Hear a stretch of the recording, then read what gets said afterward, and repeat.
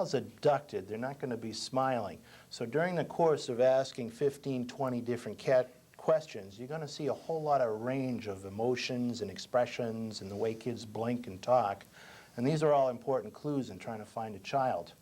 On top of that, we ask very specific questions during this program that have actually led to the recovery of children that would have not been recovered alive. One comes to mind where a child was asked, what do you do after school, which is a typical question we ask. And one child usually walked home from school, and mom usually got home 5 minutes after the child, and the mother had just been to one of the programs.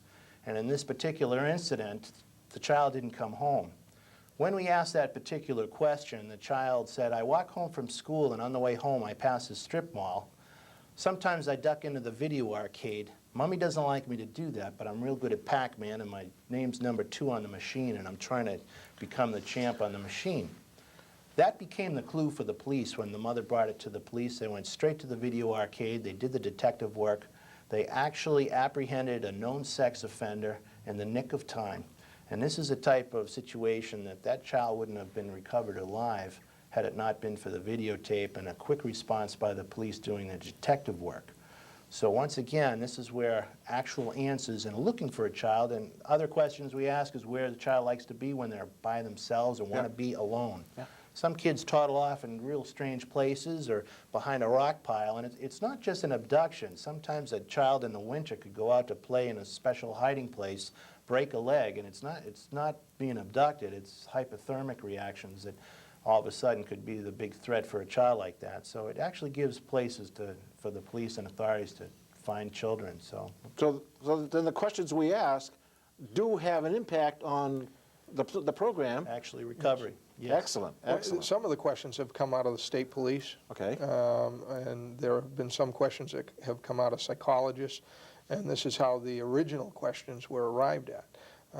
And the questions are important, but just as important is the mannerism of the child. You know, whether there's a nervous twitch, whether there is a birthmark, we ask. You know, if they have a birthmark on their arm, we can focus right in on that, let them see it.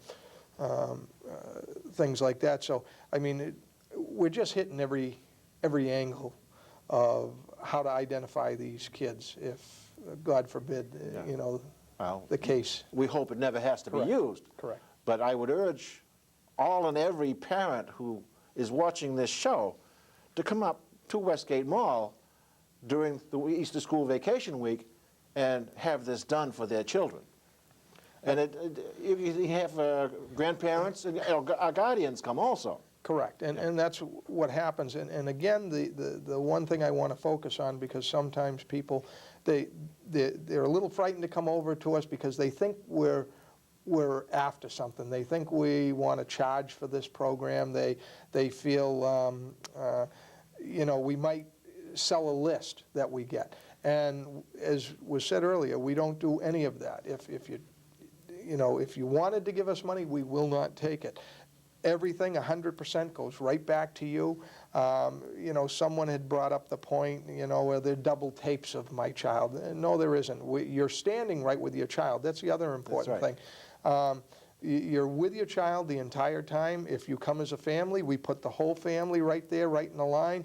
Mom or dad usually is standing on one side of the child, and on certain ages, we actually have the children sitting in the lap of the parent, and we're asking the parents the questions. And again, what we're just trying to do is see the mannerisms of the child and things like that. But there is no cost to it. There is no ulterior motive other than trying to help the kids and to get our name as Masons out there. And that's the bottom line. No, this is our way of saying here we are, and this is what we're doing. Correct. For the community. Correct. To help you out. Correct. Excellent. Now, you've worked. Yes, I've worked several of them. I'll be working this one. Yeah. And the one that we're running to show you, we have 8 districts. 8 lodges in this district. We run such a long period of time that on just like a camera crew, someone asking the questions, the registrar and everything, for a 4-day period, we need close to 200 volunteers.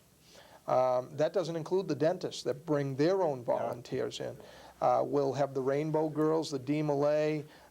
We at times, you know, people come up to us and ask, can I help?